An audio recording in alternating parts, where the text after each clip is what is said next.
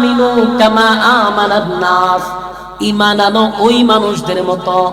আল্লাহ নিজে ঘোষণা দেয় ঈমান আনো ওই মানুষদের মতো। ওই মানুষ কারা? যারা ঈমানের পরীক্ষায় উত্তীর্ণ হয়েছে, ঈমানের পরীক্ষায় উত্তীর্ণ হয়েছে। আমার যুবক ভাই, আমিনু কামা আমানান নাসের ব্যাখ্যা আব্দুল্লাহ বিন তামের হতে পারে, আমিনু কামা আমানান নাসের ব্যাখ্যা আসিয়া হতে পারে, আমিনু কামা আমানান নাসের ব্যাখ্যা ওই ফেরাউনের বউ হইতে পারে আসিয়া, অথবা দাসীও হইতে পারে।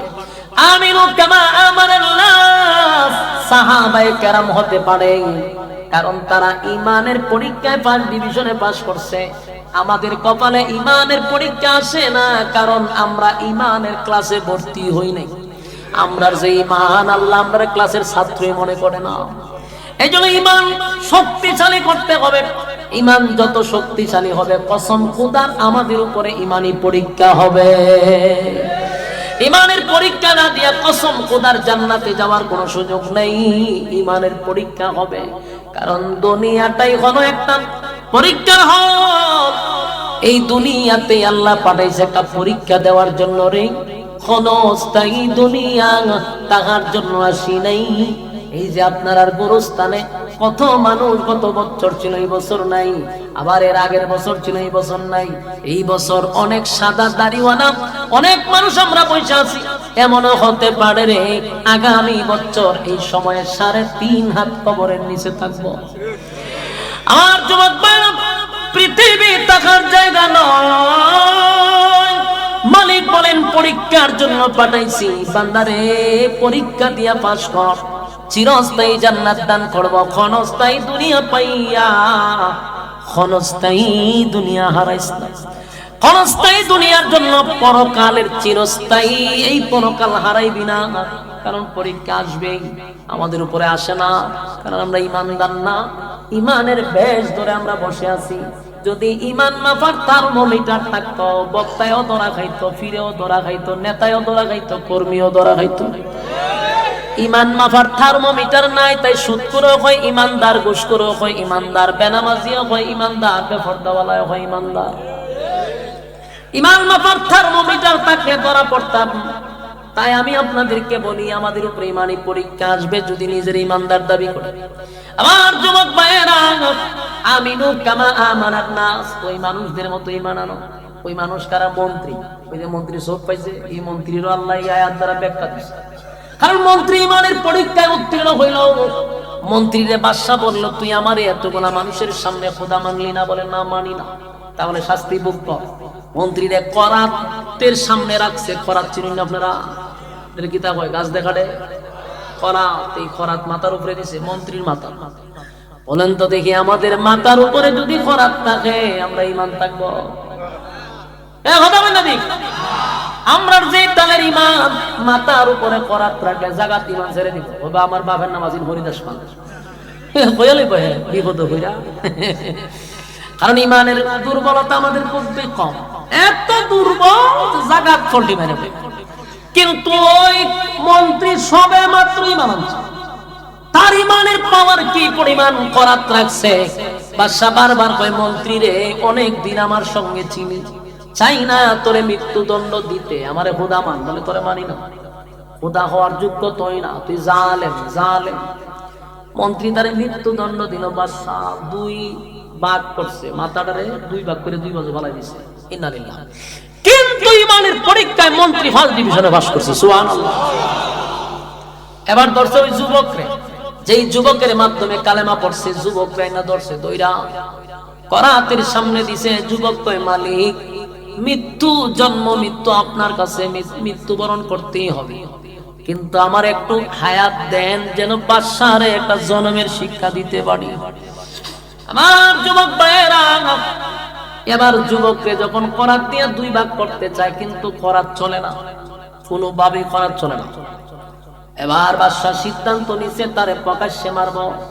বাদশার বাহিনী দিয়া তার হাত পা বেঁধে পাহাড়ের উঁচু টিলায় নিয়ে গেছে। সেনাবাহিনী দিয়া বলছে, ওখান থেকে তারে পাথরের উপরে ছেড়ে দিবা, সে যেন একেবারে গলে যায়। মানুষ তাকায় আছে, পাহাড়ের উঁচু টিলায় তারে উঠাইছে। যুবকটা সেখানে গিয়ে বলে, আল্লাহ আমারে হেফাজত করে, জালেমদেরকে ধ্বংস করেন। যুবকের দোয়া কবুল। সাথে সাথে পাহাড়ের মধ্যে ভূমিকম্প শুরু হয়ে গেল। বাহিনী সব পাহাড় থেকে নিচে পড়ে সব গুলি একেবারে সাইজ হয়ে গেছে। যুবক মরে নাই। বাদশার সামনে যুবক দাঁড়াইছে। দাঁড়ায় হয় ঘটনা কি? বাদশা আমি তো জিজ্ঞামো তোর ঘটনা কি? তুই দিয়ে আমার জিজ্ঞা। আমি তোরে পাঠাইছি মারবার লেগে। আমার বাহিনী কই? বলে সব বর্তা। তুই বাঁচলি কেমনে? বলে আমার রব বাঁচাইছে। মাথার শান্তি গরম রে। তুই আমার রব না ডেকে কারে ডাকো? বলে যে বাঁচাইছে তিনি আমার রব। সুবহানাল্লাহ। বাদশা কয় এই নো বাহিনী কই? হেরে সাগরের ভার নিয়ে যাও। বস্তার মধ্যে বইরা ইলিয়াস রে যেইভাবে হত্যা করছে হেরে ওইভাবে হত্যা কর। সাগরের পারনিয়া মানুষ যেইভাবে মুখ টুক বাইদা ফালাইয়া দেয়, এই যুবক রে হাত পা বাইদা সাগরের পারনিছে। ও মাঝখানে নিয়ে গেছে। যুবক আল্লাহ আপনি আমার পাশা এরারে ধ্বংস করে।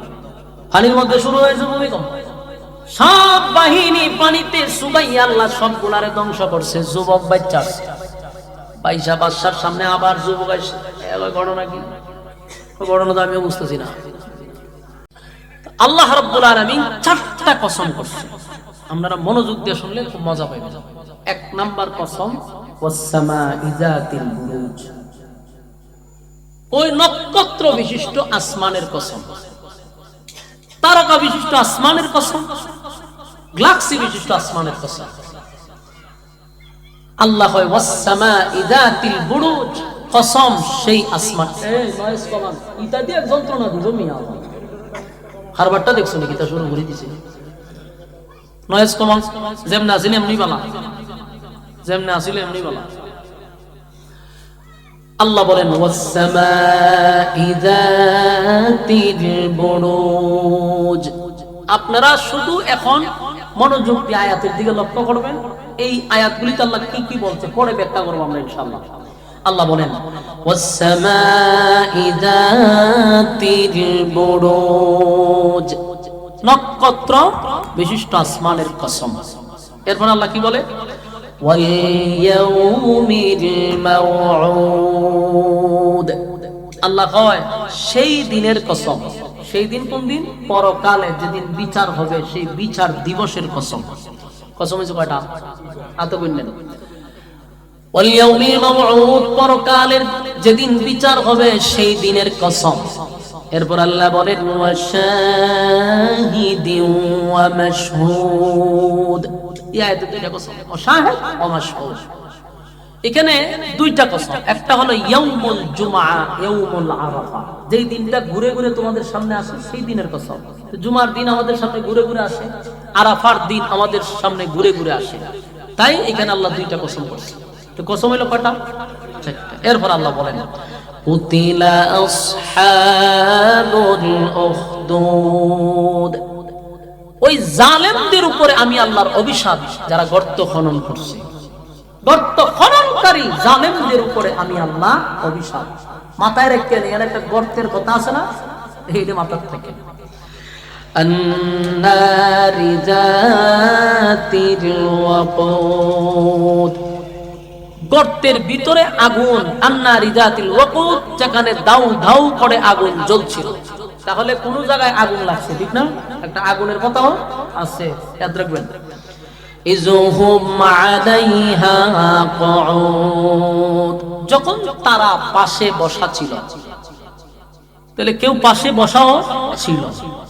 ওহুম আলা মা ইয়াফআলুনা বিল মুমিনিনা শুহুদ, মুমিনদের সাথে যা হয়েছিল পাশে বসা ব্যক্তিরা সব দেখেছিল। তাহলে অবশ্যই মুমিনদের সাথে কিছু ঘটছে, কিছু হইছে। وما نقموا منهم إلا أن يؤمنوا بالله العزيز الحميد, ইমানদারের সাথে যা ঘটেছিল তারা সব দেখেছিল এবং ইমানদারদের অন্য কোনো অপরাধ ছিল না। অপরাধ একটাই, তারা ঈমান আনছিল। অপরাধ কি? শুধু ঈমান আনছে, এটাই তাদের অপরাধ। মুমিনদের অপরাধ কি?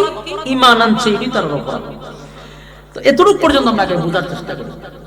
তাহলে আমরা এই আয়াতগুলিতে কি পাইলাম? গর্ত, আগুন, গ্যালারি, মানে চতুর্দিকে বসা, অবশ্যই গ্যালারি ছিল, গ্যালারি, তারপরে মুমিনদের উপরে নির্যাতন। এই কথাগুলো আমরা পাইছি তো ইনশাআল্লাহ। এখন আসুন, আল্লাহ আসলে মূলত 4টা কসম কাইরা কোন কথা বলতেছে? রাসূল দুনিয়াতে আসার 80 বছর আগে একটা ঘটনা ঘটছিল। এই ঘটনাটা আল্লাহ রাসূলকে কেন শোনাইলো? সূরাটাই বা কেন নাজিল করলো? এই সূরা নাজিল হওয়ার মূল কারণ ছিল নির্যাতিত মুসলমানদেরকে সান্ত্বনা দেওয়া। বলুন, এই সূরা নাজিল হওয়ার মূল কারণ কি? নির্যাতিত মুসলমানদেরকে সান্ত্বনা দেওয়া। তো সান্ত্বনা কি দিয়া দিল? 80 বছর আগের একটা ঘটনা সাহাবীদেরকে শোনায় দিল আল্লাহ নবীর মাধ্যমে। এটা শোনার পরে তারা সান্ত্বনা পাইছে।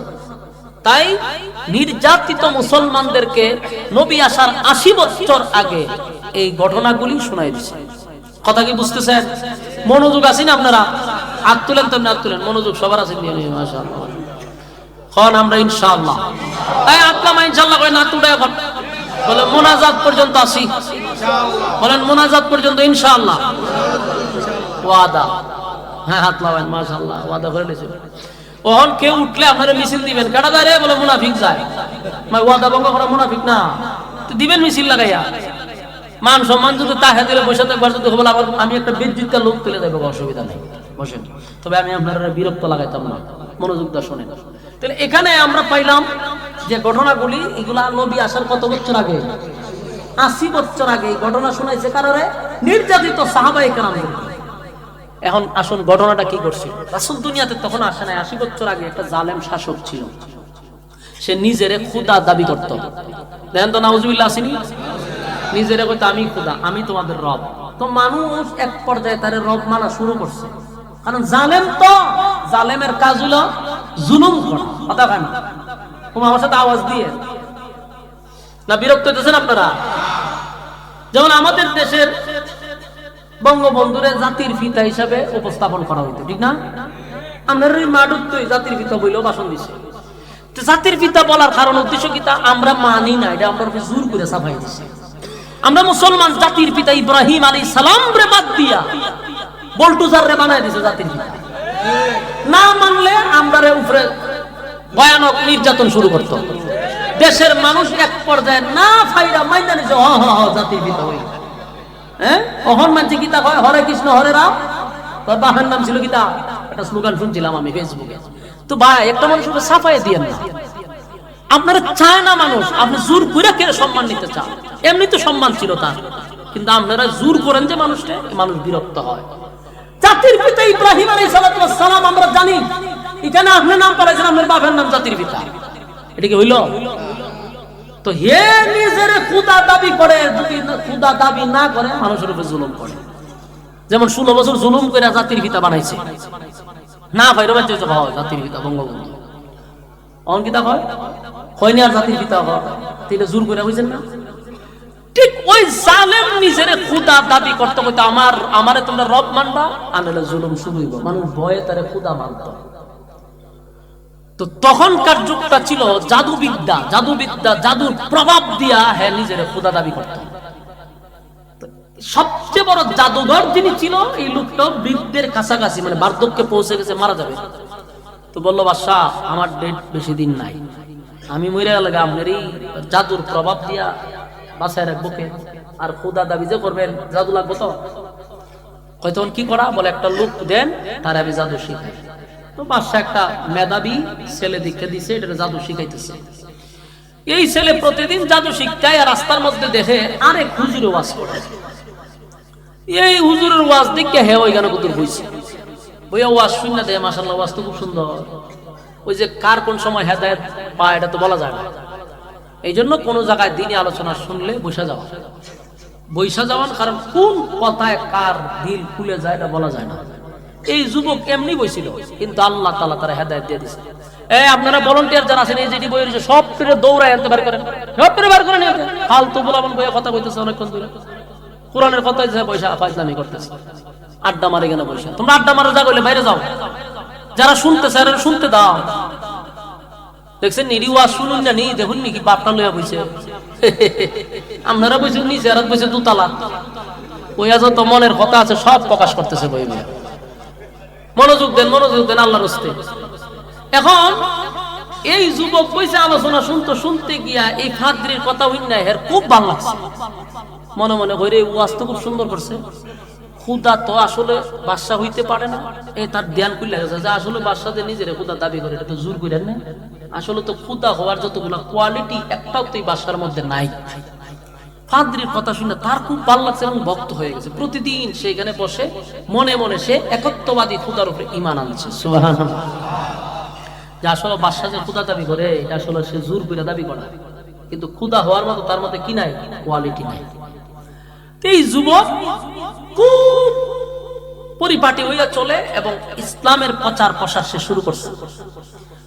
মনের মধ্যে আবার একটা আছে না, নতুন ইমানদার হইছে তো এখনো কালেমা পড়ে নাই, শুধু ধারণাটা আনছে যে আসল রব যিনি হবে তার তো মরণ থাকার কথা না, সে তো চিরঞ্জীব হওয়ার কথা, তিনি তো খাওয়ার কথা না, ঘুমাইবার কথা না।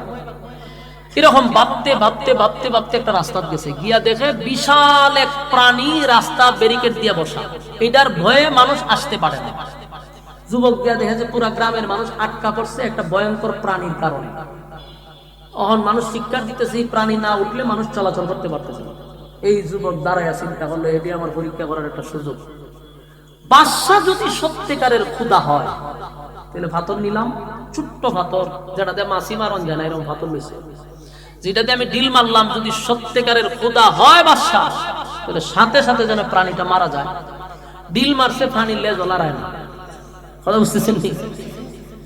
এখন তো এই যুবক চিন্তা করলো যে না, তাহলে বাদশা এটা বাটপার, ডুপ্লিকেট, জোর করে আমরা খুদা ডাকায়। এখন ফাদ্রি যে খুদার সন্ধান দিল, এই খুদা যদি সঠিক হয় তাহলে যেন প্রাণীটা মারা যায়। যেই মাত্র ডিল মারছে প্রাণী জাগাত মারা গেছে। আপনার এলাকাতে সুবহানাল্লাহ আসেনি? থাকলে হইতেই জোরে হইতেই। সাধারণ কথা না, একটা ছোট্ট কণা পাথর দিয়া যখন ডিল মারছে প্রাণীটা মারা গেছে। যুবকের ইমানি জজবা বাড়ছে না কমছে? উপস্থিত গ্রামের যারা দেখছে দৃশ্যটা, এরা সর্বনাশ, এই যুবক সাধারণ যুবক না, এর ভিতরে মাল আছে। ঠিক নেই? আমরা দেশে দেখছেন না, ফু দিয়া ডিম ফাটাইলে ফিরের দাম বেড়ে যাবে, সব বনাসিটা একটা ফির হই। এতে জট লাগাই থাক, তারই তা হোক আর না তা হোক, কামেল ফির। তো এই লোকে যখন ফাতরটা ডিম মারছে, প্রাণী মরে আছে, পুরো গ্রামের মানুষের মধ্যে একটা লারা মারছে, সব বনা ছেলে, এটা মারাত্মক। এখন এর কাছে মানুষ যাওয়া শুরু হয়েছে, যাওয়া আসা যখন শুরু করছে, যুবক খুব টেকনিকে আপনার সিস্টেমে দিনের দাওয়াত দেওয়া শুরু করছে। কিভাবে?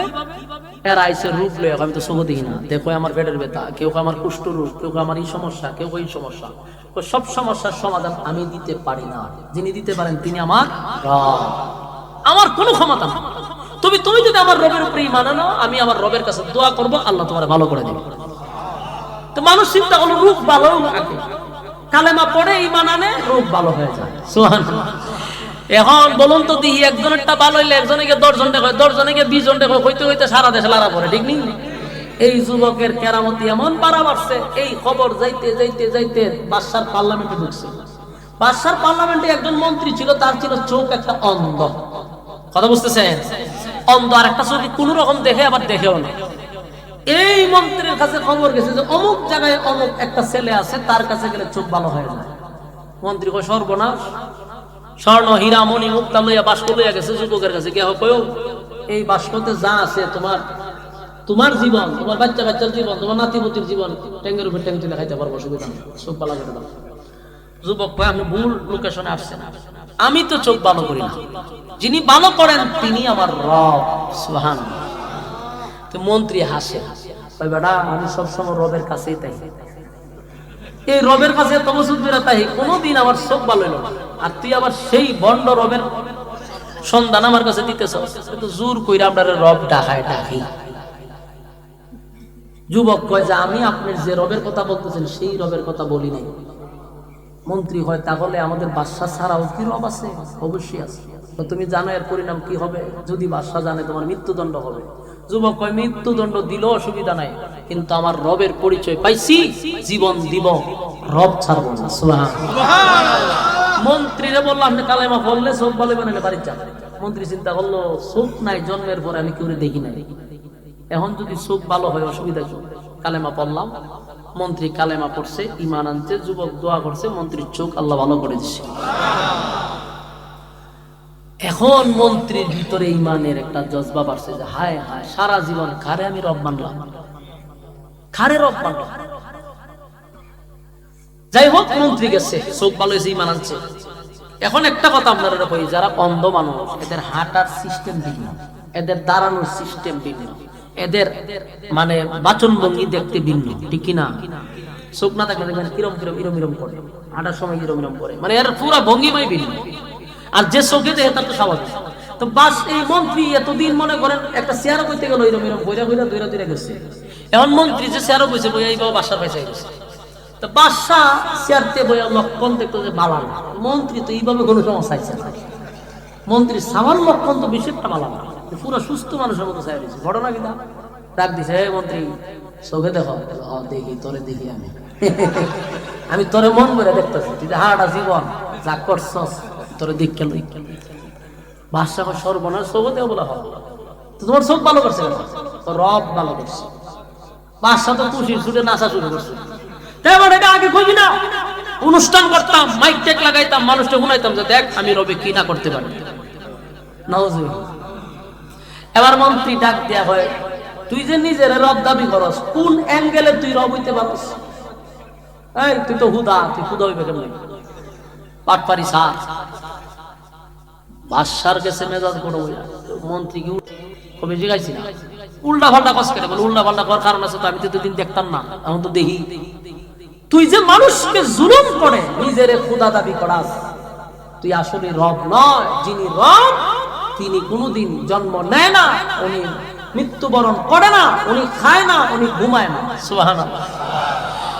লা তাখুযুহু সিনাতুন ওয়ালা নাওম। বলুন আমার আল্লাহর ঘুম আছে, তন্দ্রা আছে? মালিকের ঘুম নাই, মালিকের তন্দ্রা নাই, মালিক ঘুমায় না, মালিকের তন্দ্রাও নাই। আর যিনি রব হবে উনি চিরঞ্জীব, ওনার কি মৃত্যু আছে? ওনার কি জন্ম আছে? লাম ইয়ালিদ ওয়া লাম ইউলাদ। আল্লাহ কারো কাছ থেকে জন্ম নেয় না, মালিক কাউরে জন্ম দেয় না। ওয়া লাম ইয়াকুল লাহু কুফুয়ান আহাদ। আল্লাহর সমকক্ষ সমতুল্য আর কেউ নাই, ঠিক নেই। সারাটা জীবন তো আমি রব মানলাম, কিন্তু আমি দুনিয়াতে আসার পরে যেই মার ঘর থেকে জন্ম নিছি, গর্ভবতী মার চেহারাটা আজও পর্যন্ত দেখলাম না রে। যেই বাবারে বাবা ডাকলাম, বাবারে কোনোদিন দেখলাম না। মানুষ সৃষ্টির শ্রেষ্ঠ, কিন্তু মানুষটা আল্লাহ কোন আকৃতিতে বানাইলো সেটাও জানলাম না, সেটাও দেখলাম না। আমি এতদিন মানুষ কোন রূপে আল্লাহ বানাইছে সেটাও জানতাম না। আজকে আমি যেই রবের উপরে ঈমান আনছি, এই রবকে একদিন আমি আল্লাহ বলে ডাক দিছি রে, সেই মালিক আমার উপরে খুশি হইয়া আমার চক্ষুটা ভালো করে দিল। আমি আমার এই রবের উপরে ঈমান আনছি, জীবন দিয়া দিব, কিন্তু ঈমান দিব না। বাদশার সামনে গেছে গণ হইয়া, কারণ সে তো জুলুম করে করে করে করে তার রাজত্ব টিকায় রাখছে। তার বিরুদ্ধে গেলেই মৃত্যুদণ্ড, তার বিরুদ্ধে গেলেই আয়না করে বন্দি, তার বিরুদ্ধে গেলে হাতে শিকল পায়ে শিকল, গুম করে বলাই তো রাখবো। এই জন্য মন্ত্রী ভয়ে বুঝতে পারছে আমার এখন গুম করবো, আয়না করে নিয়ে রাখবো। মন্ত্রী বলে, বাদশা ডাক দেখো, মন্ত্রী জানো তো তুমি আমার শাস্তি কতটুকু ভয়ানক হতে পারে? আমি সব জানি, কিন্তু আমি আমার যেই রবের পরিচয় পাইছি সেই রবের জন্য এমন জীবন দিতে আমি প্রস্তুত।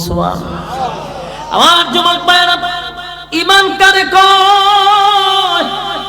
সবে মাত্র ঈমান আনলো, আনার পরে তার ঈমানি জজবা দেখছেন। আমরা রে যদি এমন এমন ভয়ঙ্কর কথা বলতো, শাস্তি দিত, আমরা তো নতুন ঈমানদার, পুরান ঈমানদারের তো বাদ নাই। 5 টাকার কাছে আমরা ঈমান বিক্রি করি।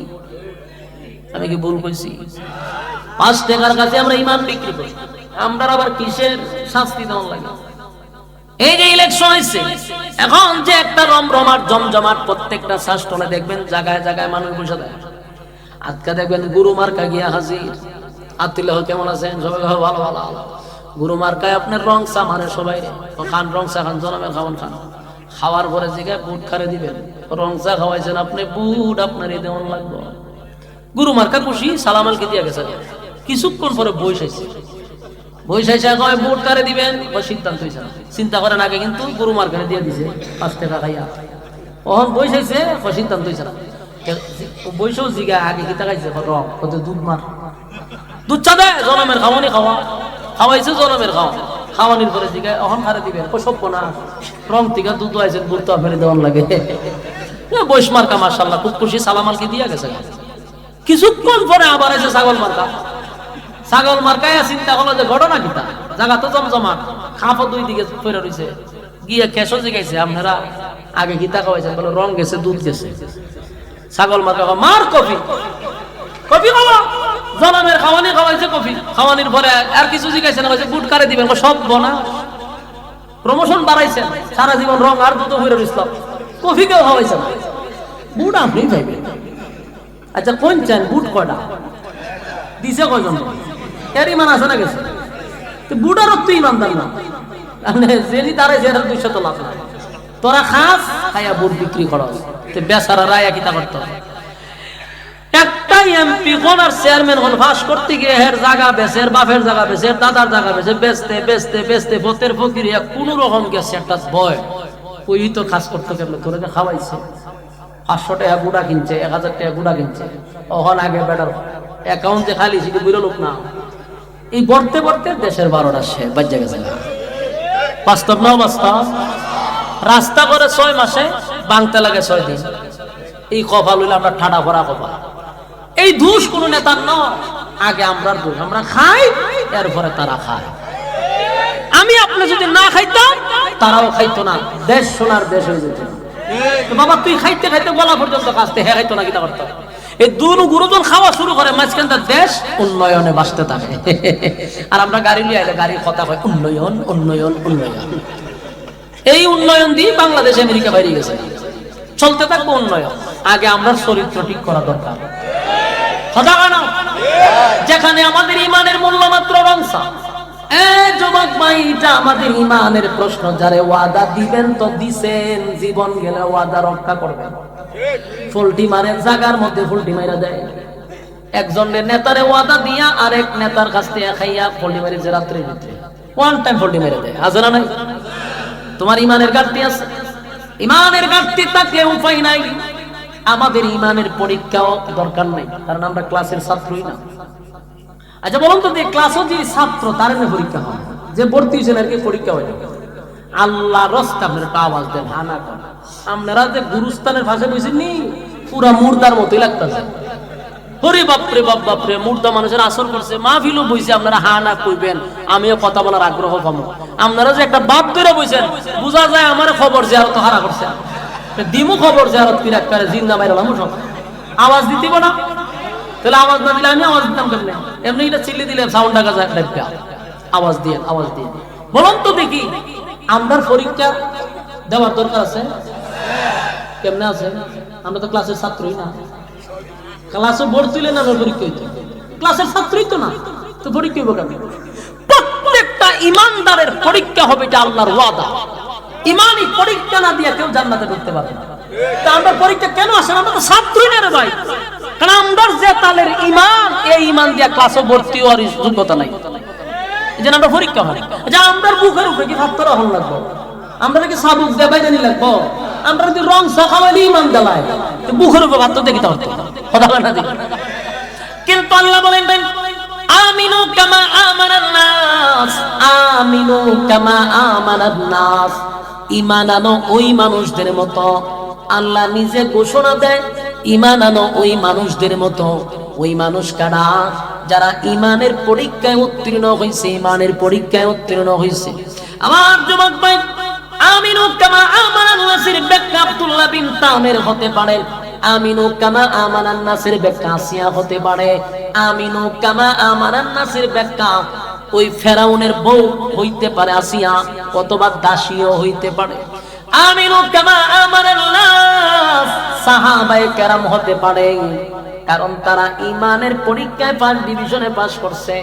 আমাদের কপালে ইমানের পরীক্ষা আসে না, কারণ আমরা ইমানের ক্লাসে ভর্তি হই নাই।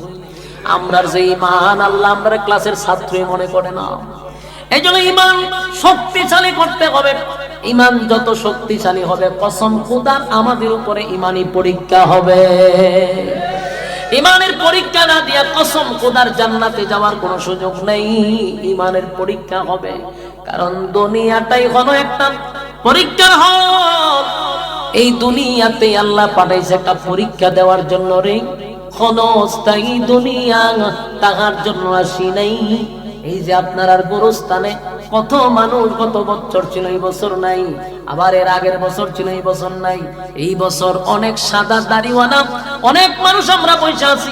এমনও হতে পারে রে আগামী বছর এই সময়ে 3.5 হাত কবরের নিচে থাকবো। আমার যুবক ভাইরা, পৃথিবী থাকার জায়গা নয়। মালিক বলেন পরীক্ষার জন্য পাঠাইছি, বান্দারে পরীক্ষা দিয়া পাস কর, চিরস্থায়ী জান্নাত দান করব। ক্ষণস্থায়ী দুনিয়া পাইয়া ক্ষণস্থায়ী দুনিয়া হারাইস না। ক্ষণস্থায়ী দুনিয়ার জন্য পরকালের চিরস্থায়ী এই পরকাল হারাইবি না, কারণ পরীক্ষা আসবেই। আমাদের উপরে আসে না, কারণ আমরা ইমানদার না। ইমানের বেশ ধরে আমরা বসে আছি। যদি ইমান মাপার থার্মোমিটার থাকতো, বক্তায়ও ধরা খাইতো, ফিরেও ধরা খাইতো, নেতায়ও ধরা খাইতো, কর্মীও ধরা খাইতো। ইমান মাপার থার্মোমিটার নাই, তাই সুদখোরও হয় ইমানদার, ঘুষখোরও হয় ইমানদার, বেনামাজিও হয় ইমানদার, বেপরদাওয়ালাও হয় ইমানদার। ইমান মাপার থার্মোমিটার থাকলে ধরা পড়তাম। তাই আমি আপনাদেরকে বলি, আমাদের উপরে ইমানি পরীক্ষা আসবে যদি নিজের ইমানদার দাবি করে। আমার যুবক ভাইয়েরা, আমিনু কামা আমানান নাস, ওই মানুষদের মতো ঈমান আনো। ওই মানুষ কারা? মন্ত্রী। ওই যে মন্ত্রী সব পাইছে, এই মন্ত্রীরও আল্লাহ এই আয়াত দ্বারা ব্যাখ্যা দিয়েছে। কারণ মন্ত্রী ইমানের পরীক্ষায় উত্তীর্ণ হইল। মন্ত্রীরে বাদশা বলল, তুই আমারে এতগুলা মানুষের সামনে খোদা মানলি না? বলে না, মানি না। তাহলে শাস্তি ভোগ কর।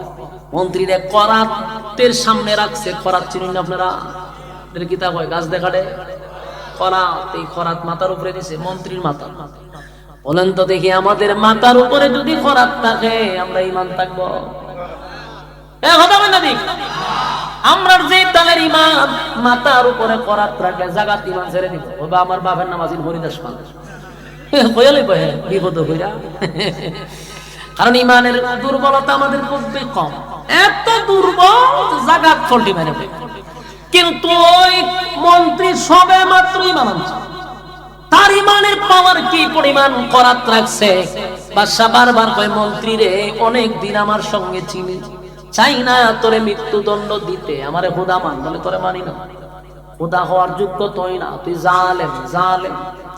মন্ত্রী তারে মৃত্যুদণ্ড দিল। বাদশা 2 ভাগ করছে, মাথাটারে 2 ভাগ করে 2 ভাগে ফেলাই দিছে। ইন্নালিল্লাহ। কিন্তু ইমানের পরীক্ষায় মন্ত্রী ফার্স্ট ডিভিশনে পাস করছে। সুবহানাল্লাহ। এবার ধরছে ওই যুবকরে, যেই যুবকের মাধ্যমে কালেমা পড়ছে, যুবকরা না ধরছে দইরা করাতের সামনে দিছে। যুবক কয়, মালিক মৃত্যু, জন্ম মৃত্যু আপনার কাছে, মৃত্যুবরণ করতেই হবে, কিন্তু আমার একটু হায়াত দেন, যেন বাদশারে একটা জন্মের শিক্ষা দিতে পারি। আমার যুবক ভাইয়েরা, এবার যুবককে যখন করাত দিয়ে 2 ভাগ করতে চায়, কিন্তু করাত চলে না, কোনোভাবে করাত চলে না। এবার বাদশা সিদ্ধান্ত নিছে তারে প্রকাশ্যে মারব। বাদশার বাহিনী দিয়া তার হাত পা বেঁধে পাহাড়ের উঁচু টিলায় নিয়ে গেছে। সেনাবাহিনী দিয়া বলছে, ওখান থেকে তারে পাথরের উপরে ছেড়ে দিবা, সে যেন একেবারে গলে যায়। মানুষ তাকায় আছে, পাহাড়ের উঁচু টিলায় তারে উঠাইছে। যুবকটা সেখানে গিয়ে বলে, আল্লাহ আমারে হেফাজত করে, জালেমদেরকে ধ্বংস করেন। যুবকের দোয়া কবুল। সাথে সাথে পাহাড়ের মধ্যে ভূমিকম্প শুরু হয়ে গেল। বাহিনী সব পাহাড় থেকে নিচে পড়ে, সব গুলি একেবারে সাইজ হয়ে গেছে। যুবক মরে নাই। বাদশার সামনে যুবক দাঁড়াইছে। দাঁড়ায় হয় ঘটনা কি? বাদশা ভাই, আমি তো জিজ্ঞামো তোর ঘটনা কি? তুই দিয়ে আমার জিজ্ঞা, আমি তোরে বাড়াইছি মারবার লেগে, আমার বাহিনী কই? বলে সব বর্তা। তুই বাঁচলি কেমনে? এবার আমার রব বাঁচাইছে। মাথার শান্তি গরম রে, আমার রব না ডেকে কারে ডাকো? বলে যে বাঁচাইছে তিনি আমার রব। সুবহানাল্লাহ। বাদশা কয় এই নৌবাহিনী কই, হেরে সাগরের পার নিয়ে যাও। বস্তার মধ্যে বইরা ইলিয়াস রে যেইভাবে হত্যা করছে হেরে ওইভাবে হত্যা কর। সাগরের পার নিয়া মানুষ যেইভাবে মুখ টুক বাইদা ফালাইয়া দেয়, এই যুবক রে হাত পা বাইদা সাগরের পার নিছে, ও মাঝখানে নিয়ে গেছে। যুবক কয় আল্লাহ আপনি আমার পাশা এরারে ধ্বংস করে।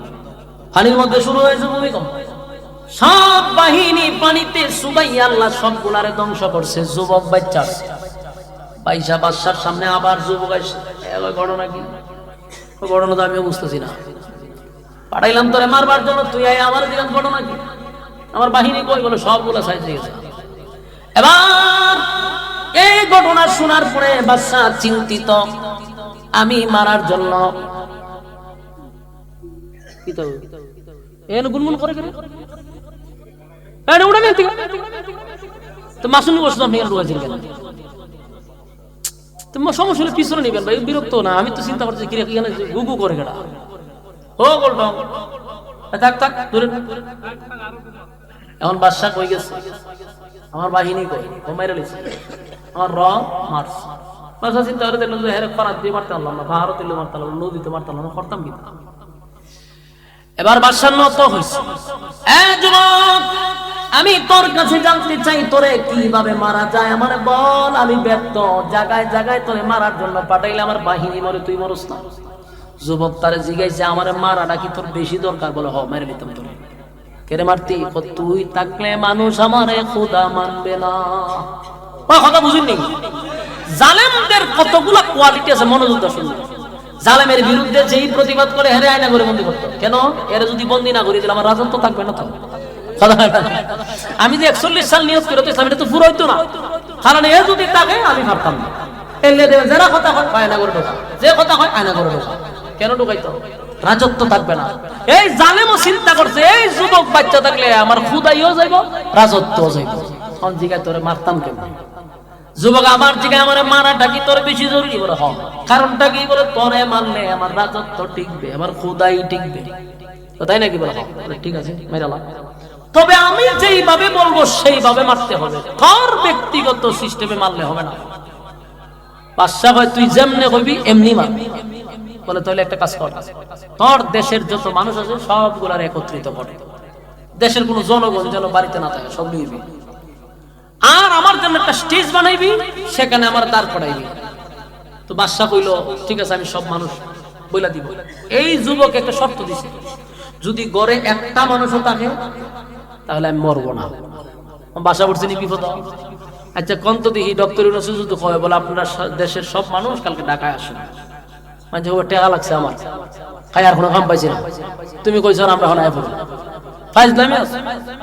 মানুষ হয়তো বা তারা যারা সাপোর্ট করে তারা যাবে, অন্যরা যাবে, কিন্তু ডক্টর ইউনূস যদি কয় যারে গরু খাওয়া হইব এটা ক্রস ফায়ার করে মেরে লাগবে, তখন কি আর গরু কেউ থাকবে? কথা বলে তখন দেখবেন ঘরের ভিতরে যা আছে এটা সুন্দর লইয়া যদি ফাঁসটা থাকে এটা খান্দ লাগবে, ক্যাসেট মেসেট লইয়া দেখবেন পুরা গাড়িটা থেকে আটটা শুরু করবো যাওয়া, ঠিক নেই? কারণ টেলার নাম বাবা, ওই বাসা ওই আইন জারি করছে, যারা গরম হবো তার মেরে মানুষ সবাই বসে, কেউ আর ঘরে নাই। এবার যুবক খারিয়া দেয় না, মাশাআল্লাহ মানুষের অভাব নাই, দেশের সবাই বসে। যুবক কয় আমারে মারার জন্য উনি অনেক চেষ্টা করছে, উনি আমাকে মারতে চায়, কিন্তু উনি আমারে মারতে পারে নাই। তবে এখন আমাকে উনি মারতে পারবে যদি উনি আমার রবের নাম নিয়ে আমারে মারে। যুবক কয়ে দিছে তুমি আমার রবের নাম নিবা, নিয়া বিসমিল্লাহ আল্লাহু আকবার কই আমারে তীর মারবা, আমি মারা যাব। এই বাদশা করলো কি, তীর লইয়া এই যুবকের কথাই ডাইরেক্ট তীর মারছে আল্লাহর নাম নিয়া, যুবকের বুকে পড়ছে, যুবক মারা গেছে। কথা বুঝতেছে? যুবক মারা গেছে। ঘটনা শেষ না? কথা শেষ নি, খালি শুরু হয়েছে।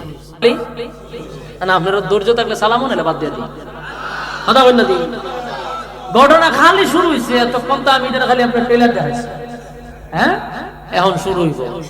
আপনার কি মনোযোগ আছে? বাদশা মনে করছে যুবক মাইরা গেছে, শেষ, শান্ত, দেশ ঠান্ডা, আমি আবার খোদাই দাবি করব, দেশ চালাবো। কিন্তু ঘটনা তো ভিন্ন দিকে মন নিছে। এই যুবক যে খোদার নাম প্রকাশ করছে দেশের মানুষের কাছে, এই দেশের মানুষ তার মৃত্যু দিকে হেরাও চিন্তা করছে। ঘটনাটা কি তা? এত বাহিনী, এত সেনাবাহিনী, এত নৌবাহিনী দিয়ে মারার চেষ্টা করলো, আমাদের বাদশা মারতে ব্যর্থ হইল। কিন্তু সে কোন রবের নাম নিল? যেই রবের নাম নেওয়ার সাথে সাথে সে চিরনিদ্রায় চলে গেল। এটা আমাদের জানা দরকার। সকল মানুষ, নারী পুরুষ বৃদ্ধ বৃদ্ধা সবাই বলল, এই যুবক যেই রবের উপরে ঈমান আনছে আমরা সকলেই সেই রবের উপরে ঈমান আনব। বাদশা এক দুইজন তারে খুদা মানছিল না, এই চিন্তায় হের শান্তি গরম, রাতের ঘুম হারাম। এখন এই যুবক প্রেম মাইরা শান্তিতে আছে না অশান্তিতে? হন মারছিল তো 3 জনে। এখন সে সারা দেশের মানুষই কালেমা পড়ে বসে আছে। সে যুবক নিজে মরছে না এরা মাইরা মরছে? এরা তো জিন্দা মেরে নিছে। কারণ সে এই যুবক তারে খুদা মানে নাই দেখা তার রাতের ঘুম হারাম হয়ে গেছে। এখন তো পুরো দেশের মানুষ মানে না। এবার বাদশা চতুর্দিকে তাকায় দেখে কালেমা পড়তেছে, তারে রব মানে না, মানে না। মনে করেন ওই 5 আগস্টের মধ্যে এক হয়ে গেছে। নির্যাতন সহ্য করতে করতে সব একমাট হয়েছে।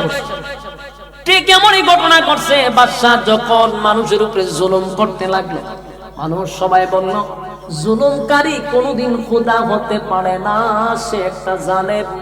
আমরা এতক্ষণে বুঝতে পারলাম আমাদের রব হলো ওই যুবকের রব, তাই ওই যুবকের রবের উপরে আমরা ঈমান আনলাম।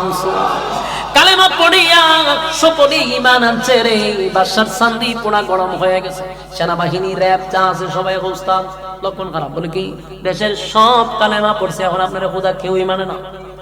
এতদিন তো মাত্র 3 জন আপনাকে খোদা মানে নাই, আজকে দেশের সব মানুষ খোদা মানে না। বাদশা হয় আমি খোদাই দাবি করতে গিয়া যদি সব মানুষকে মারতে হয়, সব মেরালাম। কথা কি বুঝতেছেন? প্রত্যেকটা জালেমের নেচার এরকমই থাকে। গদি টিকায় রাখার জন্য দেশের সব মানুষ মারতে চাইলে মেরালাম। কথা কই না দি? বাদশা কয় সব যদি মারতে হয় মারবো, কিন্তু খোদা আমারে ডাকতেই হইব। ওই বাদশা করলো কি, দেশের সব মানুষ যেহেতু কালেমা পড়ছে সব মেরালাম। আচ্ছা কোনজন জনগণ ছাড়া বাদশা কোন মূল্য আছে? জনগণই যদি না থাকে এতে সাতার প্রধানমন্ত্রী আপনি কি করবে? কথা হয় না। আগে আপনার জনগণ দরকার। জনগণ যদি আপনার সাপোর্ট দেয় তাহলে আপনি পালাইতে পারবেন না। আমরা জনগণই রাখবো। জনগণ যদি আপনারা না চায় তাহলে আপনি পালাইতে হবে। কথা কোনটি? বাদশারে মানছে বুঝাইলে ওই মিয়া আপনি যে কোন সব মেরে নিলেন, জনগণ তো সব আপনারে মানে না, তো সব মেরে নিলে আপনি খোদাই টিকাইবেন কেমনে? বলে সব মেরে লাভ কিন্তু থাকতেই আমার দেশ মেরে আমার শুরু করলাম মারা। ওই বাদশা করলো কি যে দেশের মধ্যে সব মানুষ আমার এক কালেমা কইরা তারা রবের উপরে মানে, আমার রব মানে না। তাহলে অনেকটা কাজ করে বিশাল বড় করে বিশাল এরিয়া নিয়ে একটা গর্ত খনন কর। কি গর্ত? ওরে ভাই আল্লাহর রাস্তায় আওয়াজ দেন। কোন জায়গায় বক্তা ওয়াজ করতে বক্তারও ভালো লাগে, মনে হয় যে আরো বয়ান করি আরো বয়ান। কোন জায়গায় মনটা হয় যে গরিব টাইমটা কেড়ে লড়ে না, কেড়ে লড়ে না। মুর্দার সামনে ওয়াজ করতে বক্তারও মন চায় না। আপনার সামনে ওয়াজ করতে সত্য কথা আমার নিজেরও বিরক্ত লাগতেছে, কিন্তু আমিও গরিব হয়েছি। আল্লাহ গরিব খাটা তুমি তাড়াতাড়ি কিছু দিন আমি কোন রকম আপনার কাছে মুক্তি চাই। আর কোন জায়গায় নিজের ইচ্ছা করে আমি ওয়াজ বাড়াই, কারণ পাবলিকের আওয়াজে পাবলিকের কথায় মজা লাগে। আপনারা যে একটা মুর্দার ভাব লইয়া বইছেন, কিন্তু জানা জানা করতেছি আমি একটু হা না কইেন, তাহলে আমি বুঝবো যে হ কথা রিসিভ হইতেছে। আমি টেনশন হতে যে আমার কথা মনে বুঝছে না, তখন আর একটা কথা কেমনে বাড়িত মনোযোগ দিয়ে একটু আওয়াজ দিয়ে। এখন ঘটনাটা কোন দিকে ঘটছে? বাদশা কি ঘটনা বলছে যে একটা কাজ করো, যেহেতু আমার খোদা মানেই না, বড় এরিয়া নিয়ে গর্ত খনন করো। তো আমি আপনাদেরকে সূরাটা যে সময় পয়লা করে শোনাইছিলাম, একটা গর্তর কথা কইছিলাম, কথা বলেন না? এখন হয়তো যেমনি গর্ত, এই সেই গর্ত কুতিলা আসহাবুল উখদুদ, গর্ত খননকারীর উপরে আমি আল্লাহর অভিশাপ। এই সেই গর্ত। আমি সূরাটা পরে পরে আমরা শোনাইছিলাম। আর কি বলছিলাম যে প্রতিটা পয়েন্ট ইয়াদ রাখবেন, কারণ ঘটনা শেষ, এখন একটা একটা করে আপনারা সামনে পাইবেন। এই জন্যই আলোচনা প্রথম থেকে মনোযোগ দিতে হয়। কুতিলা আসহাবুল উখদুদ, গর্ত খননকারীর উপরে আমি আল্লাহর অভিশাপী কথাটা আল্লাহ সূরা বুরুজে বলছে। এই বাদশা বিশাল একটা গর্ত খনন করছে, বিশাল গর্ত। গর্ত খনন করার পরে বাদশা অর্ডার দিছে একটা কাজ কর, গর্তের ভিতরে আগুন ধরায়া দেয়। দেখেন তো সূরার ভিতরে একটা আগুন পাইছিলেন, আন্নারি যাতিল ওয়াকুদ। গর্তের ভিতরে দাউ দাউ করে আগুন জ্বলছিল। পাইছেন? এখন গর্ত পাইছেন, আগুনও পাইছেন, আইন গ্যালারিও পাইছেন। আল্লাহ রাব্বুল আলামিন বলেন, এই জালেম বাদশা যখন গর্তের ভিতরে আগুন ধরায়া দিল, আল্লাহ রাব্বুল আলামিন বলেন, এই লোক বিশাল গর্ত খনন করছে। গর্ত খনন করে প্রথমে গর্তের ভিতরে আগুন ধরায়া দিছে। ধাউ ধাউ করে আগুন জ্বলতেছিল, দাউ দাউ করে আগুন জ্বলতেছিল। আন্নারি যাতিল ওয়াকুদ। গর্তের ভিতরে দাউ দাউ করে আগুন জ্বলছিল। ইযহুব মা'আলাইহা কুউদ। পাশে তারা সব গ্যালারির মধ্যে বসা ছিল। চতুর্দিকে গর্ত আর চতুর্দিকে গ্যালারির মধ্যে ভাবে ভুল কইরা মানুষ বসে রয়েছে চতুর্দিকে, আর মাঝখানে গর্ত। এই গর্তের ভিতরে আগুন ধরাইছে। আগুন ধরাইয়া ওই গর্তের ভিতরে যারা তারে রব মানে না, আগুনের মধ্যে ধইরা ধইরা না ফালানো শুরু করছে। আসিনি নাউজুবিল্লাহ। এটা বুতা দেওয়ার পরে বুঝেন কেন? এটা এমনি করার দরকার ছিল। মুমিন বান্দা বান্দীদেরকে ধরে ধরে ধরে ধরে গর্তের ভিতরে নিক্ষেপ করলো। যেই গর্তের ভিতরে দাউ দাউ করে আগুন জ্বলছিল, জালেমের গর্তের ভিতরে ঢুকাইয়া আগুন ধরাইয়া দিছে রে। দেশের সব মানুষ বাদশারে খোদা মানে না, এই জন্য বাদশা রাগান্বিত হইয়া দেশের সব মানুষকে একইভাবে আগুনে ফালাইয়া পুড়াইতে লাগলো, পুড়াইতে লাগলো।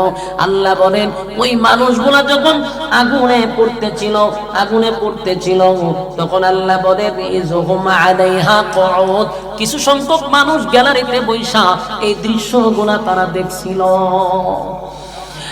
এরপর আল্লাহ বলেন, ওহুম আলা মা ইয়াফআলুনা বিল মুমিনিনা শুহুদ।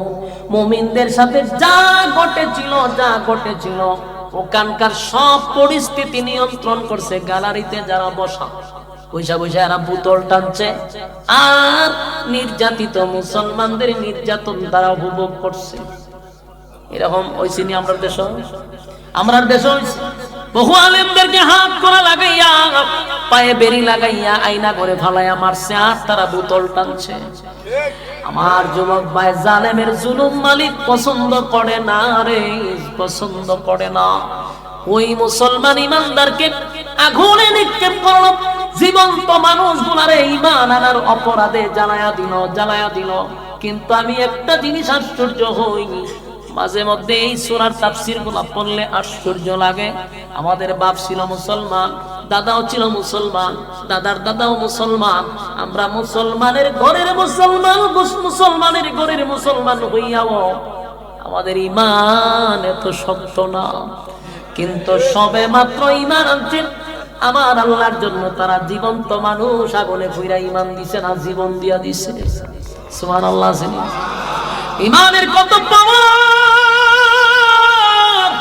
ঈমানের কত পাওয়ার গো, ঈমানের কত পাওয়ার। এই জন্য আল্লাহ বলেন, আমিনু কামা আমানাত নাস। ঈমান আনো ওই মানুষদের মতো। ওই মানুষ কারা? যারা অতীতে ঈমানের পরীক্ষা দিছে। এই সাহাবায়ে কেরামদেরকে আল্লাহ বুঝাইতে পারে, সাহাবায়ে কেরামদেরকে আল্লাহ বুঝাইতে পারে, কারণ তারাও ঈমানের পরীক্ষা দিছে। ঈমানের পরীক্ষা সাহাবায়ে কেরামও দিছে। রোম রাজ্য ছিল, ছিলেন না আপনারা? তৎকালীন সময় এটা ভারত মহাসাগর, ভারত যে একটা মহাদেশ, এটা বিশাল বড় একটা দেশ না? এর থেকেও বেশি বড় ছিল রোম রাজ্য। রোমের যিনি বাদশা, তিনি ছিল তখনকার সুপার পাওয়ার, এখনকার আমেরিকার প্রেসিডেন্টের মতো পাওয়ার ছিল। রোমের সাথে কেউ লাগতে যাইতো না। কিন্তু রোমের বাদশা চিন্তা করে দেখলো, যেদিকে যায় শুধু মুসলমানের জয়, মুসলমানের বিজয়। যুদ্ধে গেলে মুসলমানদের সঙ্গে কেউ পারে না। মুসলমানরা যেই দিকে যুদ্ধ করে সেই দিকেই মুসলমানদের শুধু বিজয়। রোমের বাদশার এত পাওয়ার, চিন্তা করলো যে যেখানে যায় মুসলমান সব তো করতেছে, তারা আর তো অস্ত্র নাই, প্রশিক্ষণ নাই, বাহিনী নাই, কিন্তু আল্লাহু আকবার বলে লামে ওই দেশ দখল করে ফেলে। সুবহানাল্লাহ। রোমের বাদশা তার বাহিনীতে বলে একটা কাজ করে। এই সময়টা ছিল হযরত ওমরের শাসনামল। এই রোমের বাদশা বলল যে মুসলমানরা যখন আসবে তাদের একটা গ্রুপকে তোমরা জীবিত আমার কাছে নিয়ে আসবে। রোমের বাদশা বলছে। তো ঘটনাক্রমে মুসলমানদের একটা গ্রুপে জীবিত সহ এই বাদশার কাছে নিয়ে গেছে। বাদশা বলল, এদেরকে লকআপে ঢুকাও। বাদশার উদ্দেশ্য ছিল যেন ইমানের পরীক্ষা করে। কিসের পরীক্ষা? আরো জোরে কোন? ইমানের পরীক্ষা। ভালো করে মনোযোগ দিয়ে শুনেন, আলোচনা শেষ পর্যায়ে বিরক্ত হইয়ের না। ইমানের পরীক্ষা করে 2 দিন পর এসে বলল এদের সবগুলোর লকআপ থেকে আবার বাইর করছে, বাদশার সামনে হাজির করছে। বাদশা কতক্ষণ তাকায়া বলল তোমাদের লিডার কে? তো একজন বলল যে আমি লিডার। তুমি এদিকে আসো। কতক্ষণ তাকায় বলল তোমার চেহারা খুব সুন্দর, বডি সুন্দর, কথা সুন্দর, যোগ্যতা আছে, আচরণ ভঙ্গি ভালো, তোমার মতো একটা যোগ্য লোক এমন একটা দলে যোগ দিছ, তোমার চেহারা দিকে তো আমার মন চায় তোমার সাথে একটা সুসম্পর্ক করতে। কে বলতেছে? রুমের বাদশা, পাওয়ারফুল আব্দুল্লাহ বিন হুযাফা, এই সাহাবীর নাম। উনি ছিলেন আমির। উনি বাদশার কথা মনোযোগ দিয়ে শুনতেছেন যে কি বলতে চান। তখন বাদশা বলে যে তোমার সাথে একটা সম্পর্ক করতে চাই, কিন্তু বাধা হইল তুমি মুসলিম আমি অমুসলিম। তুমি যদি আমার অফারে রাজি হও তাহলে তোমাকে আমি যা দিব তা কল্পনা করতে পারবো। 1 নাম্বার হলো তুমি যদি অফার মানো, তুমি যদি কালেমাটা ছাইরা দিয়া আমার দলে আসো, আমি তোমারে আমার একমাত্র কন্যা, এই রাজ্যের সবচেয়ে সুন্দরী রূপসী আমার একমাত্র কন্যাকে তোমার কাছে বিবাহ দিয়ে দেব। নাউজুবিল্লাহ। তা আছে আমরার মতো কেউ যদি হইতো, আমেরিকার ডোনাল্ড ট্রাম্পে যদি হইতো আমার মাইয়াটার বিয়া দিন, আমরা কি তা করতে সব না বিয়াটাকে ঘুরে লই পরে আবার ইমান আনুন নাই। হ্যাঁ, তখন আব্দুল্লাহ বিন হুযাফা সব শুনতেছে। 2 নাম্বার হইল আমার মেয়ের বিবাহ যেদিন তোমার কাছে দিব সেদিন রোম রাজ্যের অর্ধেক তোমার নামে লিখে দিব। এই অফার দিছে। একটা কথা স্মরণ রাখবে, জালেমরা প্রথম অফার দেয়, জালেমরা প্রথম অফার না মানলেই শাস্তি দেয়। হ্যাঁ, অফার অনেকেই দিছে, টাকার বস্তা লয়ে গেছে। টাকার বস্তা নেওয়ার পরেও যখন উনি বললেন যে টাকা নিব না, তার টাকার মধ্যে লাথি মারছে, তখন বাতের ওষুধ খাওয়াইয়া ওনারা দুনিয়াতে সরাই দিছে। কথা বুঝতেছেন? প্রথম জালেমরা লোভ দেখায়, লোভ না মানলে মেরালা। আব্দুল্লাহ বিন তামিম রাজত্বের লোভ দেখাইলো, মেয়েটারে বিবাহ দিবে, সব দেওয়ার পরে বললো এবার তুমি কালেমা ছাড়তে পারো। আব্দুল্লাহ বিন তামিম রাসূলের সাহাবী, তো প্রকাশ্যে দরবারের সামনে সবার সামনে বলল, এই রুমের কুত্তা, তোর রাজত্ব দিয়া তোর মেয়ে দিয়া কি আমার ঈমান বিক্রি করতে পারবি? আমার ঈমান বিক্রি করব না। তোর রাজত্বের আর এই তোর মেয়ে সব দিয়েও যদি আমার ঈমান কিনতে চাস, এটা তোর ভুল ধারণা। দুনিয়া দিয়া দিল কম হবে না। বাদশার মাইন্ডে লাগছে, বাদশার মাইন্ডে খুব লাগছে যে এতগুলা প্রজাদের সামনে আমার কুত্তা ডাকলো, খুব মাইন্ডে লাগছে। বাদশা বলে হের ঈমান কত বড় এবং ঈমানের পাওয়ার কত প্রকার আমি দেখব। ঢোকা কারাগারে ঢুকাইছে, তার সাথী সঙ্গীরে ঢুকাইছে।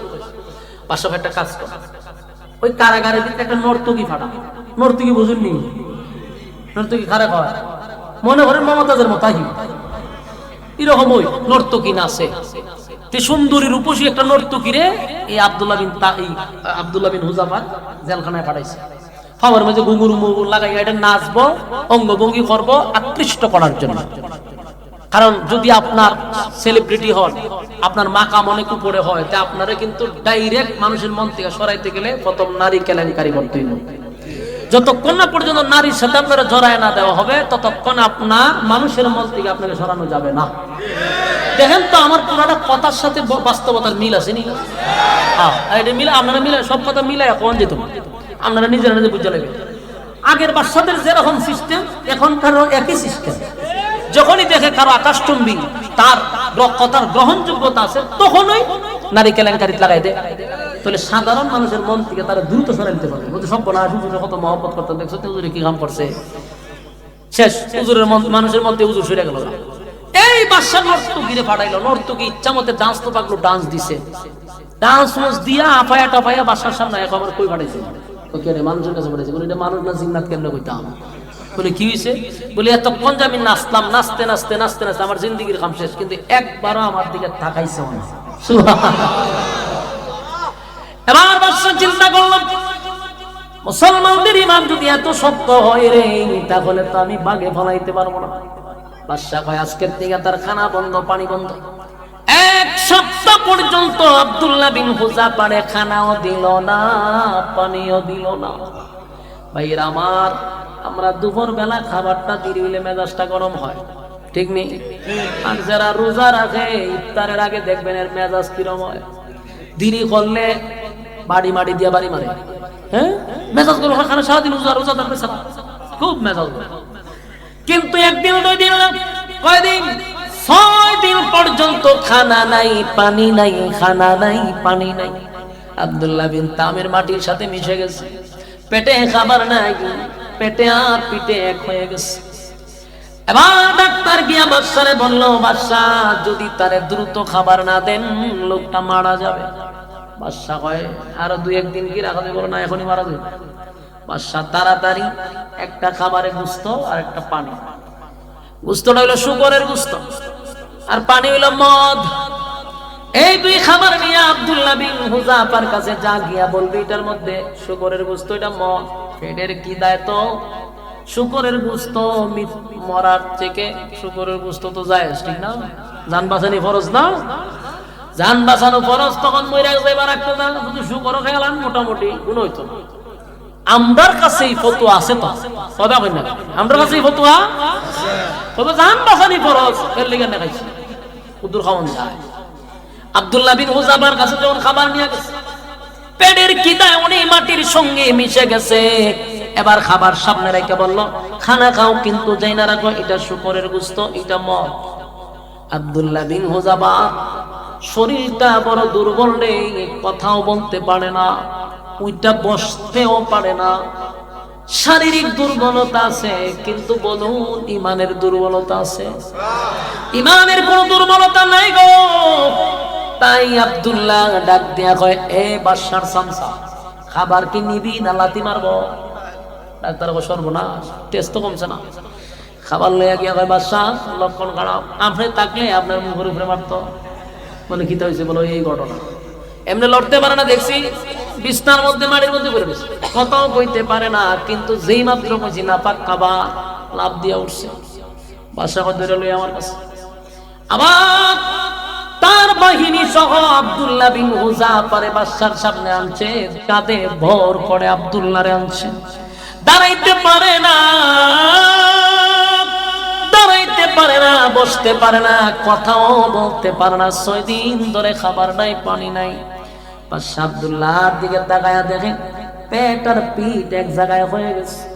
বাদশা কয়, আব্দুল্লাহ রে, কত সুন্দর একটা অফার দিয়েছিলাম, তুমি আমার মেয়েটারে বিবাহ করো, রাজত্বের অর্ধেক তোমার নামে লিখে দিব, নিলা না, অফারও মানলা না।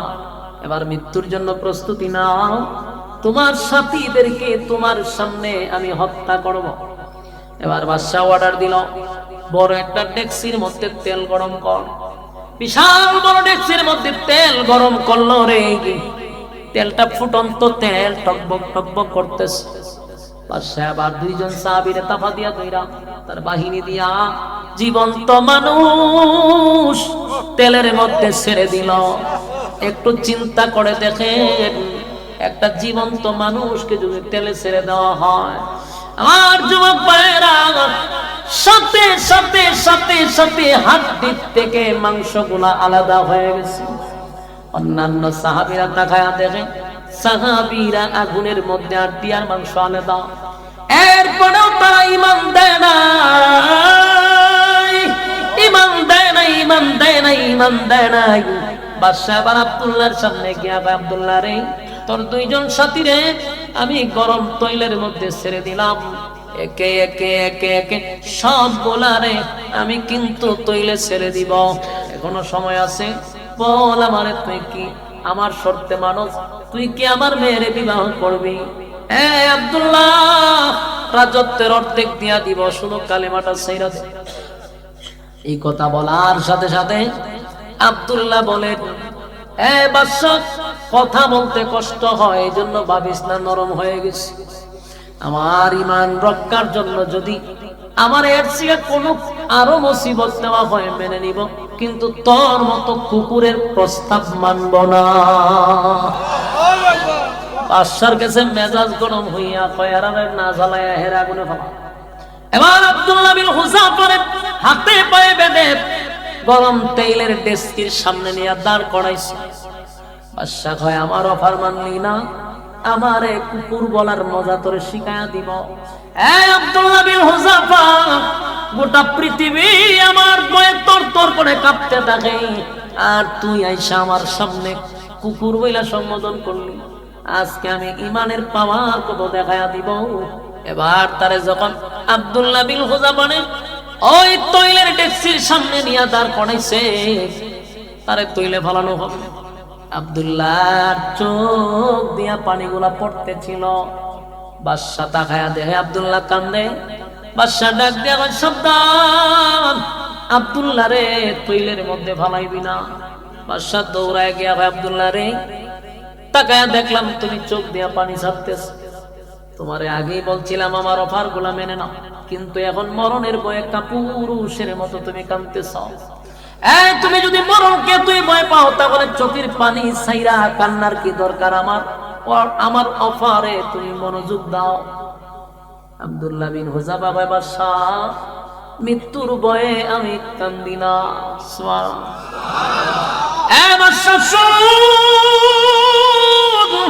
মৃত্যুর ভয়ে কান্দি না। মুসলমান ইমানদার কোনদিন মৃত্যুর ভয়ে কাঁদতে পারে না। আমরা মৃত্যুর জন্য প্রস্তুত, আমরা সব সময় মৃত্যুর জন্য প্রস্তুতি নিয়ে রাখি। কারণ আমার নবী বলছেন, ডান দিকে সালাম ফিরাইলাম, বাম দিকে সালাম ফিরাইতে পারবো কিনা কোনো গ্যারান্টি নাই রে। যে কোনো সময় মালাকুল মউত আজরাইল আসতে পারে। তাই আমরা মৃত্যুর জন্য প্রস্তুত থাকি। মুসলমান ইমানদার কোনদিন মৃত্যুকে ভয় পায় না। বাদশা মৃত্যুর ভয়ে কান্দি না, আমি কান্দি ওই কারণে আমার এই অল্প বয়সে সবে মাত্র ঈমান আনতে বেশি দিন হয় নাই। আমি আমার অল্প বয়সে দ্বীনের জন্য, ইসলামের জন্য আমি কি করতে পারলাম, সেই ব্যথায় আমি কান্দি। আমি যদি এখন আগুনে বাজি হয়ে যাই, এখন যদি আমি শাহাদাত বরণ করি, আমার এই অল্প জীবনে আমার মালিকের জন্য মাত্র একবার জীবন দিতে পারবো, এই একবার দিয়ে জীবন দিতে পারবো, সেই ব্যথায় আমি কান্দি। আমি যদি এখন ওই তৈলের মধ্যে শাহাদাত বরণ করার পরে আমার মালিক যদি আমারে আবার জীবন দিত, আমি আবার তেলে লাভ দিতাম, আবার জীবন দিতাম। আমারে যদি 100 বার আল্লাহ জীবন দিত রে, আমি যদি আমার মালিকের জন্য 100 বার জীবন দিতে পারতাম, আমার মনটারে বুঝাইতাম আমার মালিকের জন্য আমি কিছু করছি। আমার এই অল্প জীবনে আমি কি ইবাদত করলাম, কি আমল করলাম, সেই ব্যথায় আমার কান্দায়, মরণের ভয় আমার কান্দি না। আমরা প্রস্তুত, দেরি করবি না, আমার তৈলে ঢাইলা দে। এবার বাদশা ডাক দিয়া কয়, না না, এই আব্দুল্লাহর আমি তেলে পুরাইব না, জ্বালাইব না। যদি তারে আমি এখন তেলে পোড়াইয়া দিই, সে জিতে যাবে, আমি বাদশা হেরে যাব। কারণ এই যুবক 100 বার মরতে চায়, 100 বার মরতে চায়। আমি তারে একবার মরতে দিতেছি, সে তো মরার জন্য 100 বার প্রস্তুত। বাদশা কয়, সর্বনাশ, আমি হেরে যাব, যুবক জিতে যাবে। বাদশা এবার বুঝতে পারলো, আমি বুঝতে পারছি মুসলমানদের ইমানের কত পাওয়ার, এত পাওয়ার। বাদশা কয়, আমি এই জন্যই বিষয়টা নিয়ে চিন্তিত ছিলাম। বদরের যুদ্ধে 313 জন, অপরদিকে 1000। ইতিহাসের মধ্যে লেখেন 1000-এর মধ্যে 1000 অস্ত্র ছিল, লোহার পোশাক ছিল, প্রশিক্ষণ প্রাপ্ত ছিল। 313 জনের মধ্যে 313টা তরবারি নাই, খাবার নাই পেটে, পোশাক নাই, ট্রেডিং নাই, কিন্তু আল্লাহ মুসলমানদেরকে বিজয় দিছে। আমার যুবক বাদশা এবার বুঝতে পারলো, মুসলমান অস্ত্রের বলে যুদ্ধ করে না, মুসলমান তারা শক্তির বলে যুদ্ধ করে না, তারা যুদ্ধ করে ইমানের বলে। চিৎকার দিয়া কবি সুবহান। এই একটা জবান বন্ধ রাখবেন না, কোন আল্লাহু আকবার, আর জোরে কোন আল্লাহু আকবার। এই ইমানের আওয়াজ দিয়ে কোন আল্লাহু আকবার। ইমানের কত পাওয়ার গো, ইমানের কত পাওয়ার, ইমানের কত পাওয়ার। আল্লাহ বলেন, আমিনু কামা আমানান নাস, ঈমান আনো ওই মানুষদের মতো যারা ঈমান আনছে। আর যুবক ভাইয়েরা, ঈমানের পরীক্ষা আমাদেরও হবে, ঈমানের পরীক্ষা আমাদেরও হবে। সাহাবায়ে কেরামরা ঈমানের পরীক্ষা দিতে গিয়া এত নির্যাতিত স্টিম রোলার চাপায়া দিছে, নির্যাতনের স্টিম রোলার চাপায়া দিল। আল্লাহর নবীর কাছে এসে বলে, নবী গো, আপনি আল্লাহর কাছে দোয়া করেন আসমানি সাহায্য যেন পাঠায়, আর বরদাস্ত করতে পারতেছি না। এই মুহূর্তে আমার আল্লাহ সূরা বুরুজ নাজিল করে সাহাবায়ে কেরামদেরকে সান্ত্বনা দেয়। এই সূরা নাজিল হওয়ার মূল কারণ ছিল সাহাবায়ে কেরাম যখন নবীর কাছে এসে বলে, নবী গো, এত নির্যাতন করে আমাদের অনেক ভাইয়েরা শাহাদাত বরণ করছে। আল্লাহর পয়গম্বর আল্লাহরে বলেন আসমান থেকে সাহায্য করার জন্য। আল্লাহ রাব্বুল আলামিন সূরা বুরুজটা নাজিল করিয়া অতীতের একটা ঘটনা সাহাবায়ে কেরামদেরকে শোনাইয়া বুঝায়া দিল, তোমাদের মতো এর আগেও ঈমানের জন্য জীবন দিয়া দিছে। আমার যুবক ভাইরা, আল্লাহ রাব্বুল আলামিন এই সূরা নাজিল করে চারটা কসম করে বলেন, ওয়াস-সামাঈ যাতিল বুরুজ, নক্ষত্রের কসম, তারকার কসম, যেই তারকা বিশিষ্ট আসমানের কসম, ওয়াল ইয়াউমিল মাউউদ, পরকালের কসম, যেখানে আমি আল্লাহ বিচার করব, ওয়া শাহিদ ওয়া মাশহুদ, ইয়াউমুল জুমার দিনের কসম, ইয়াউমুল আরাফার দিনের কসম, কুতিলা আসহাবুল উখদুদ, গর্ত খননকারীর উপরে আমি আল্লাহর অভিশাপ। এখানে গর্ত খননকারী তার মানে জালেম বাদশাকে বোঝানো হয়েছে, কথা কয় না? সে গর্ত খনন করছে, আল্লাহ বলেন চার কসম, গর্ত খননকারী ওই ব্যক্তির উপরে আমি আল্লাহর অভিশাপ। তাফসীরকারকরা বলেন, পৃথিবীতে যত জালেম আসছে সব জালেমদেরকে আল্লাহ উদ্দেশ্য করে বলে, কুতিলা আসহাবুল উখদুদ, প্রত্যেক জালেমদের প্রতি আমি আল্লাহর অভিশাপ। এই যুবক ভাইরা, সাবধান, জুলুম করা যাবে না। জুলুমকারীদেরকে আল্লাহ পছন্দ করে না। আমার যুবক ভাইরা, কাউরে মালিক কোনদিন আল্লাহ কিছু ক্ষমতা দিয়াও পরীক্ষা করে, কথা হয় না? ক্ষমতা দিয়া পরীক্ষা করে গো। ক্ষমতা পাইয়া ক্ষমতার অপব্যবহার করো না, কারণ তোমার থেকে বড় ক্ষমতা ধরে আল্লাহ পানিতে চুবায়া মারছে, আল্লাহ মশা দিয়া সাইজ করছে। যুবক ভাইয়েরা, তাদের মতো ক্ষমতা ধর তোমরা হও নাই। যেই ফেরাউনের 400 বছর পর্যন্ত একটা সর্দিও হয় নাই। সুবহানাল্লাহ, বারিক গেল। ফেরাউনের 400 বছর পর্যন্ত কোনোদিন তার একটা জ্বর উঠে নাই, সর্দিও হয় নাই। সেই ফেরাউন আল্লাহ ক্ষমতা দিছিল, ক্ষমতা পাইয়া 90,000 নবজাতক শিশুরে জবাই কইরা নীল নদের পানি লাল করছে। এই ফেরাউন জুলুম করছে, মালিক তারে ছেড়ে দেয় নাই গো।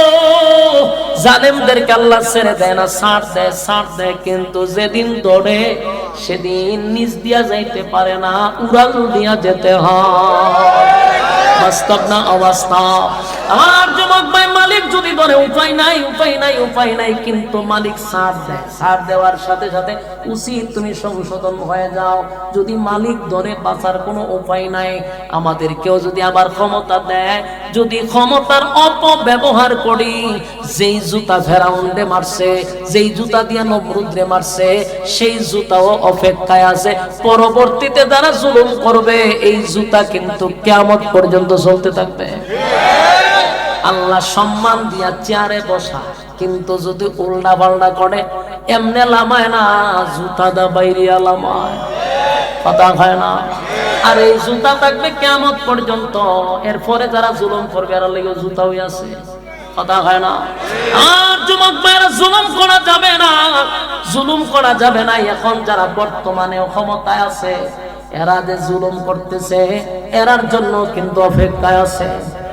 আলিল্লাহ দেখো, কথা হয় না? একজন উপদেষ্টা কি কইছে? আল্লাহ আমার যদি সুযোগ পাইতাম, আমি যদি কোনো একটা সুযোগ পাইতাম, কি অভিনয় করি, কোন একটা সুযোগ যদি পাইতাম, আমি মানুষের সেবায় নিয়োজিত থাকতাম, আমি যদি পাইতাম, আল্লাহ এর দিছে, হতে দিলাম। ওমা অনেক টাকা পাইয়া, কখন ক্ষমতা পাইয়া, আগে যদি কোনো প্রবাসী ৮০,০০০ টাকা টিকিট কাটতো, ওখানে এটা ২ লাখ টাকা কাটন লাগে। কথা কয় না, তুই না বলে সেবা করবি। আগে যে টাকা দা উমরা করতে বিদেশে যাইতো, এখন টিকিট বলে প্রবাসীরা বলছে ২ ডাবল বাড়াই দিছে। আগে যত দুর্নীতি হইতে আছে ৩ ডাবল দুর্নীতি হনে বাড়াই দিছে। বাস্তব না বাস্তব? ভাতিজা, এই দিন না, আরো দিন আছে। এটার নাম বাংলাদেশ। এটার নাম কি দেশ? বাংলাদেশ। বাংলাদেশের মানুষ তুলতে তুলতে আসমানও তুলে, খুব সম্মান দিয়ে উপরে তুলতে তুললে তখন তিরিং বিরিং করে, তখন সিঁড়ি স্যার আপনার টিস্করি বাবলা হয়ে যায়। বেশি কিন্তু ভালো না। জুলুম আল্লাহ কি করে না, পছন্দ করে না। যারা বর্তমানে বসা আছেন, হাজার হাজার ছাত্রদের রক্তের উপরে ভর করে আপনারা বসে আছেন, জুলুম করতেছেন, যাই না রেখে নি জুলুম, কিন্তু আল্লাহ বরদাস্ত করবে না। আগে যে জিনিস যত দিয়া খাইতেন ৩ ডাবল দেয়া করুন না, কথা হয় না?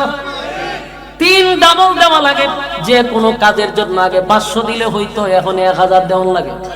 তখন বলে আইন করা, আইন কিতা সপ্তাহ আইন খুব করা ৫০০ বাড়াই দিতে, আইন করা হয়েছে ৫০০ বাড়াই দিতে। যেখানে যে কাগজপত্র করতে গেলে সব বলে থাকেন দিন, তখন আইন খুব করা, আর ৫০০ বাড়াই দেন। তোর কাটা হয়েছে আইন করা করতে, আগে তুই ভালো আছি, কথা হয় না? গাড়ির ভাড়া বাড়ছে, সব কাজে টাকা বাড়ছে না কমছে? সব জায়গায় বাড়ছে, সব জায়গায় বাড়ছে। জিগাইলে কয় আইন খুব কড়া, এই জন্য অন বাড়ছে বেশি। আমার যুবক ভাইরা বলুন, কুতিলা আসহাবুল উখদুদ, এই আয়াত দ্বারা কি শুধু ওই জালেম রে বুঝাইছে না? সব জালেম, সব জালেম রে আল্লাহ বুঝাইলো, জুলুম করবি না, জুলুম করলে মালিক অস্তিত্ব রাখবে না। শেষ কথা বলো, এই সূরা নাযিল পড়িয়া মালিক যখন বলল যে ৪টা কসম করে বললাম, জালেমদের প্রতি আমি আল্লাহর অভিশাপ, এবং যারা গর্ত খনন করছে তাদের উপর আমি আল্লাহর অভিশাপ। ওহুম আলা মা ইয়াফআলুনা বিল মুমিনিনা শুহুদ, যাদেরকে আগুনে পোড়াইছে এদের কি কোনো অপরাধ ছিল? জোরে কোনো অপরাধ ছিল? অপরাধ একটাই, তারা কালেমা পড়ছে রে। এরপর আল্লাহ বলেন, ওয়া মা নাকামু মিনহুম ইল্লা আন ইউমিনু বিল্লাহিল আজিজিল হামিদ। আল্লাহ বলেন, তাদেরকে যে শাস্তি দেওয়া হয়েছে কেবল যারা আল্লাহর প্রতি ঈমান এনেছিল এবং তারা ঈমানের উপরে অটল ছিল, তাদেরকে যে নির্যাতন করছে মহান আল্লাহ তা সব দেখছে। যার মোটয় গোটা পৃথিবী, সেই মালিক সব দেখেনি। কথা হয় না? আল্লাযী লাহু মুলকুস সামাওয়াতি ওয়াল আরদ ওয়াল্লাহু আলা কুল্লি শাইইন শাহীদ। আকাশমণ্ডলী পৃথিবীর রাজত্ব যার হাতের মুঠোয়, সেই আল্লাহ সব দেখছে। না আল্লাহর দেখার বাইরে কোনো কিছু আছে? রাতের আঁধারে কি করেন সেটাও মালিক দেখে, দিনের অন্ধকার দিনের আলোতে কি দেখেন সেটাও মালিক দেখে। আল্লাহ বলেন, আমি সব দেখছি রে। ইন্নাল্লাযীনা ফাতানুল মুমিনিনা ওয়াল মুমিনাত সুম্মা লাম ইয়াতুবু ফালাহুম আযাবু জাহান্নাম ওয়া লাহুম আযাবুল হারিক। নিশ্চয় মুমিন নারী এবং পুরুষদের যারা ঈমান আনছে এবং সৎ কাজ করছে, আমি আল্লাহ ওয়াদা দিলাম তাদের জন্য আমি জান্নাতুল ফিরদাউসের ব্যবস্থা করছি। আমার যুবক ভাইয়ের শেষ কথা হলো, যদি আমরা জান্নাত পাইতে চাই তাহলে একটা জিনিস হলো, আমাদের উপরে পরীক্ষা আসবে। সেই পরীক্ষাটার নাম হলো ঈমান। কথা হয় না? ঈমান আর নেক আমল দুইটা লইয়া যদি কবরে কোন রকম যাইতে পারি, আমার মালিক ওয়াদা দিছে, কানাত লাহুম জান্নাতুল ফিরদাউসি নুজুলা। জান্নাতুল ফিরদাউসের মেহমান আমি আল্লাহ বানায়া দিব। কারা কারা জান্নাতুল ফিরদাউসের মেহমান হতে চান? দুইটা হাত তুলে দেখায়া দেই। লিল্লাহি তাকবীর, লিল্লাহি তাকবীর। বলুন কয় গুণে গুণান্বিত? দুইটা, একটা ঈমান, একটা নেক আমল। একটা ঈমান, একটা নেক আমল। ঈমান এবং নেক আমল লই আমরা কবরে যাইতে চাই। যদি ঈমানের বাধা আমার ভালো হয়, বাবাকে আমি মানি